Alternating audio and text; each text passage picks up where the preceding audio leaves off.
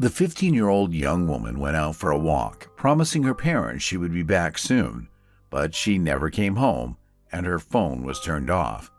The parents contacted the police, who began a search for the missing young woman.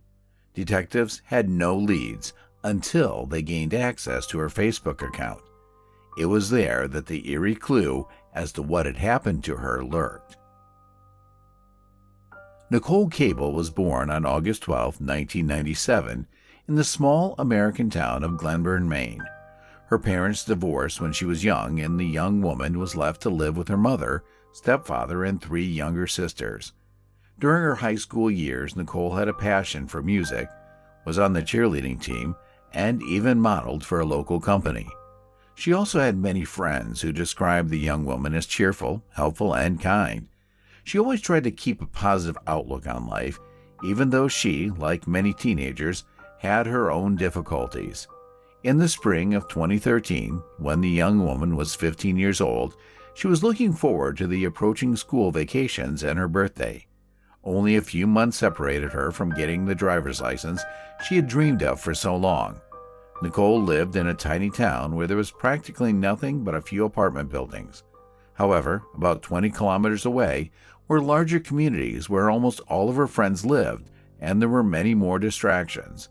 Even her school was a 20-minute drive from home, and she had to wait for the bus every morning.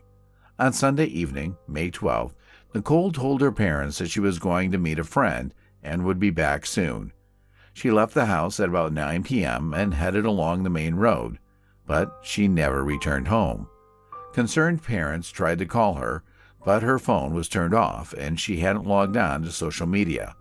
When they contacted her friends, they learned that none of them had seen Nichole that night. After waiting until morning, her mother decided to go to the police. She had hoped to the last that Nichole had simply stayed the night at her friend's house, even though that raised serious questions. First of all, the young woman had never left home all night without her parents' permission. Secondly, she would certainly have contacted her mother and told her where she was. The police immediately began a search. At first stages, they refused to stick to any one version. Investigators admitted that the young woman could have left home of her own free will, but they also did not rule out a criminal element. The first day of searching brought no results. Police interviewed friends and relatives of the young woman and began searching for her in the Glenburn area. Nichole's parents created a Facebook group to report their daughter missing and urged the public to help find her. That same day, her friends printed and posted hundreds of flyers, both inside and outside Glenburn. Police asked for volunteers to stay away from the area to avoid having service dogs pick up her trail. On the second day, the police held a press conference where Nichole's mother made an appeal. With tears in her eyes, she asked her daughter to return home if she ran away of her own free will. The mother also spoke out about a possible kidnapping and urged those responsible to let Nichole go if someone was holding her. The head of the local police added that the search operation would be expanded. The FBI and state police became involved, bringing the total number of officers involved to 45. The public soon learned one disturbing fact. Nichole's mother revealed that her daughter had been texting with a certain guy on Facebook for weeks. Police accessed Nichole's account and discovered that this young man was Brian Butterfield. Moreover, based on the correspondence on the day of her disappearance, the young woman had arranged to meet him at the edge of the street where her house was located. At first, the police declined to comment on the situation, but new details soon emerged. It turned out that Brian had gone to the same school as Nichole and knew her personally. But during the questioning, the guy claimed he had only spoken to the young woman a few times in his life and had never corresponded with her on Facebook. Against this backdrop, another oddity was noticed. There were 2 Brian Butterfield Facebook accounts. Only one of them was deleted the night Nichole disappeared. Brian himself stated that he only had one account and had nothing to do with the second account. Furthermore, he was aware of the existence of this fake page and had even complained to the police a few weeks before Nichole disappeared. It all looked really strange, and the police were in no hurry to accuse the young man of any crime. Instead, they continued to search the area around Glenburn. hoping to find some evidence. At the same time, the computer department was taking a detailed look at this suspicious Facebook account. On Friday, May 17th, the sheriff turned to the public for information. Police were looking for a black Ford Ranger pickup truck and asked for any information about the vehicle.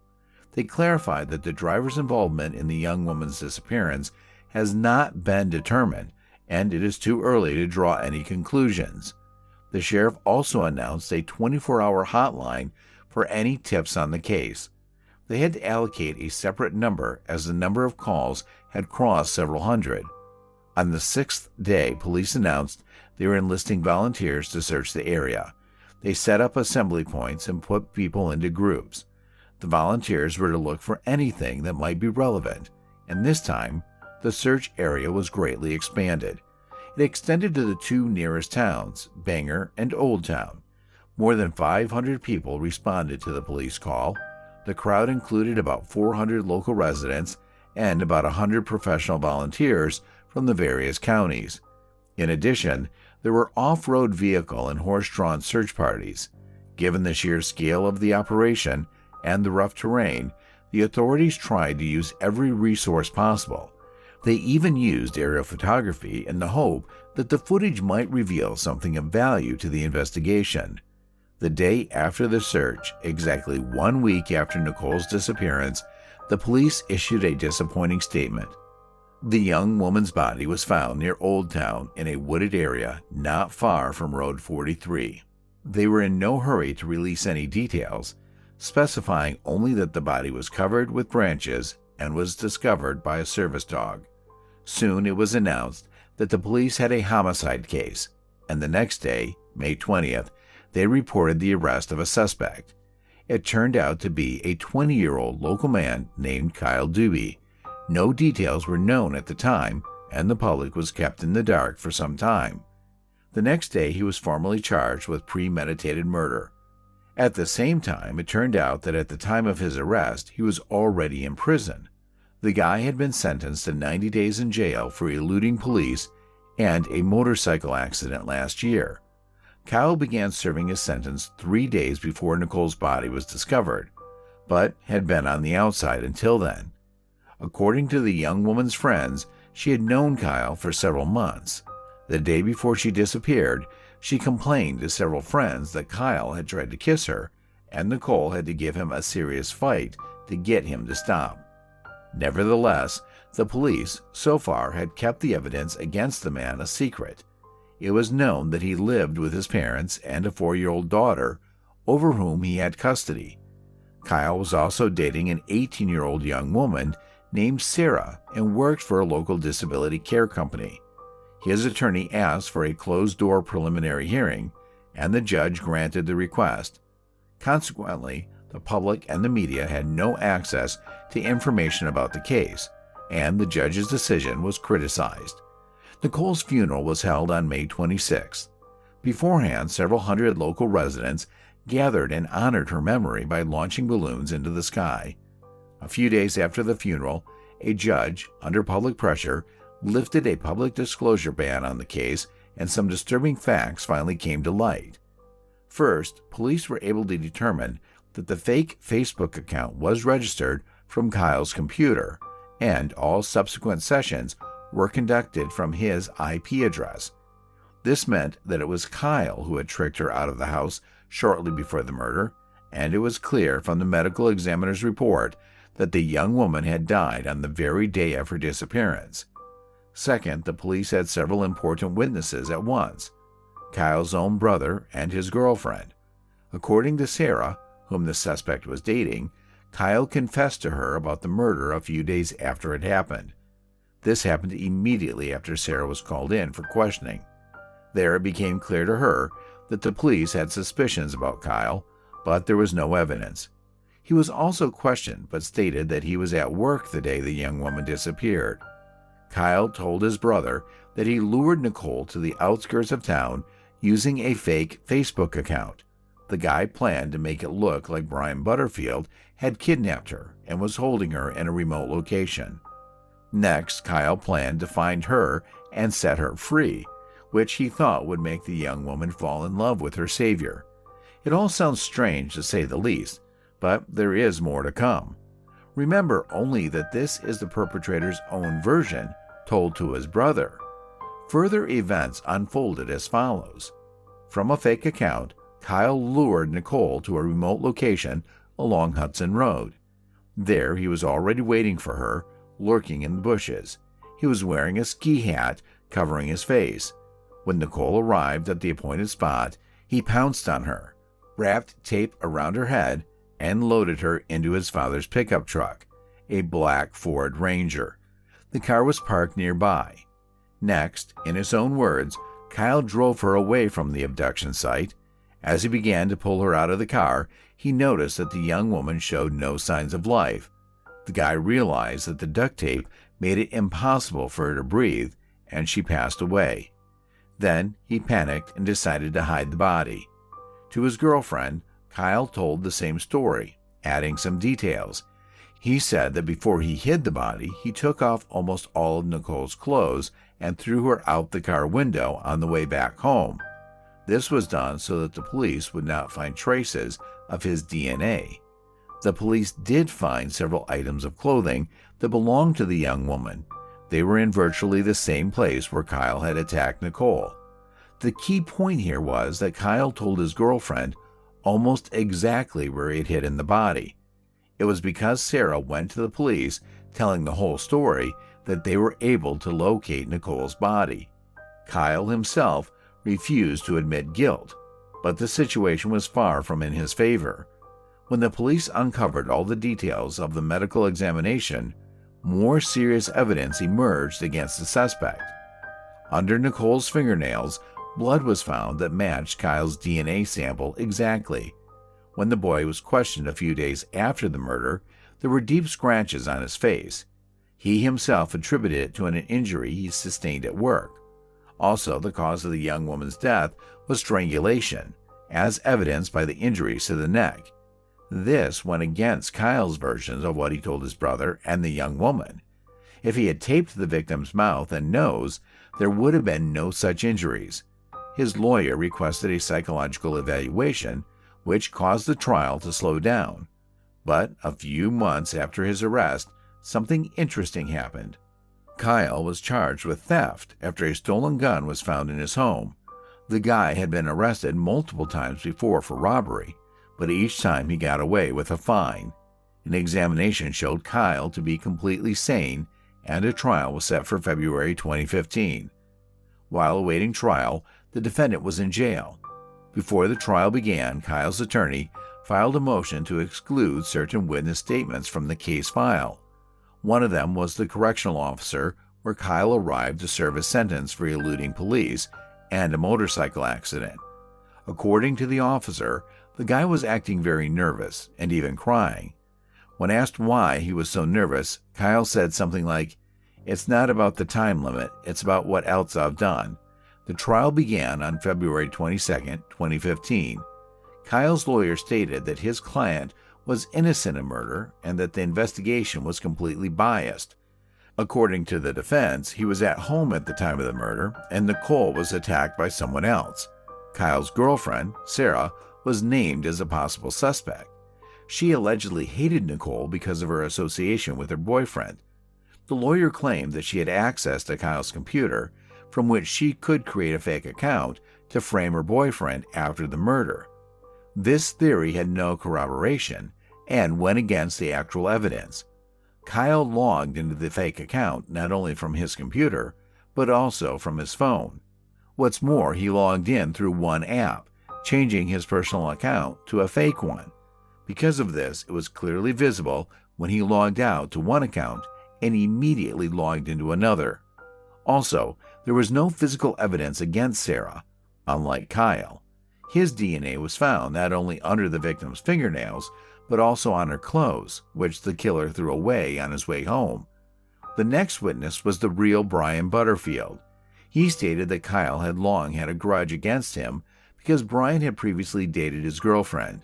In his opinion, this is what led Kyle to create a fake account with his name so that he could frame the young man if anything happened. The prosecution also provided screenshots of correspondence showing that Kyle was not only communicating with Nichole, but also with other underage young women. The next witness was a colleague of Kyle's who worked with him at a disability care company. The defendant's lawyer insisted that the scratches on Kyle's face appeared while he was working, but the witness denied this. According to his story, on May 11 and 12, he and Kyle were at the home of a woman suffering from mental illness. At one time, she became aggressive and attacked Kyle, leaving several scratches on his face near his eye. Kyle went to the hospital for help, only to notice the next day, May 13, a co-worker noticed new scars on his face. This happened right after Nichole disappeared. Another co-worker said that the day Nichole disappeared, Kyle left work at about 9 p.m. and did not return until 6 a.m., even though he was supposed to be on duty all night. At the same time, he asked that he not tell anyone about his absence. The court also summoned 4 inmates with whom Kyle had interacted while in jail, awaiting trial. They all said that Kyle had confessed to them about killing the young woman. To one of them, he told them he had strangled his girlfriend and made it look like an accident. To the other, he openly stated that he had originally planned to commit the crime. Even more interesting was the testimony of an inmate named Scott Ford. He had spent most of his life behind bars and had a reputation for being well-versed in the legal system. Kyle had been in contact with him for a long time, after which he decided to inquire about the best way for him to get away with his crime. Next, Kyle wrote several versions on paper of what had happened to Nichole and handed the pieces of paper with this information to Ford. All of these versions had one thing in common. Kyle admitted that he had created a fake account and lured Nichole to a deserted area, but he went on to describe different versions of events. First, he wrote that he had just wanted to kidnap her and then rescue her, but he didn't settle for duct tape and the young woman suffocated. On another sheet, he said that he had jumped Nichole out of the bushes and she fainted from fright. Panicked, Kyle duct taped her mouth shut and drove her away from town, after which he noticed she had no pulse. Another version was that he didn't use the duct tape and the young woman died for nothing. Another version said that Kyle jumped out of the bushes and grabbed her torso, but then realized that he had actually squeezed her throat, after which she lost consciousness. As we can see, all of these stories seem downright delusional, but there was something really useful in them for the investigation. Kyle described in detail the place where he attacked her and where and how he hid the body. Moreover, he specified the exact location where he had hidden the ski mask in which he had attacked the young woman. All this information was kept secret until the beginning of the trial, so only the killer could know such details. Experts examined the sheets and found fingerprints and Kyle's DNA on them. The trial was not without its difficulties. Kyle's younger brother, who had testified against him 2 years earlier, began to deny the fact that Kyle had confessed to the murder. The problem was that the brother had written down all the details of what had happened in great detail, which he could only have learned from Kyle. The only one who didn't utter a word during the entire trial was Kyle himself. He refused to testify even in his own defense. The investigation offered him a deal in which he could expect a reduced sentence in exchange for a confession, but he refused. On March 6, 2016, the final court hearing was held, at which the verdict was handed down. Kyle was found guilty of the premeditated murder of Nichole. His relatives and attorney tried to get a lenient sentence, citing his age and having a young daughter, but the court refused to make concessions. Kyle received 60 years for murder and another 30 for kidnapping. In closing arguments, the judge noted that the evidence against Kyle was overwhelming and his guilt in the case was clear. Instead of showing remorse and confessing, he made up various versions of what happened and tried his best to avoid prison. For this reason, the court refused to commute his sentence. Moreover, the judge was inclined to believe that Kyle had originally planned to kill Nichole, a plan he had been working on for weeks. Nichole's parents called the sentence fair and expressed the hope that he would never get out of prison again. They also gave numerous interviews and appeared on various television shows talking about the dangers of social media, using their daughter's murder as an example. In their opinion, The tragedy could have been avoided if the perpetrator had not had the opportunity to impersonate another person online. However, people like Kyle, sooner or later, can get to the point of murder even without fake accounts. Share your opinion on this story, and don't forget to rate the clip if you liked it. Thanks for watching.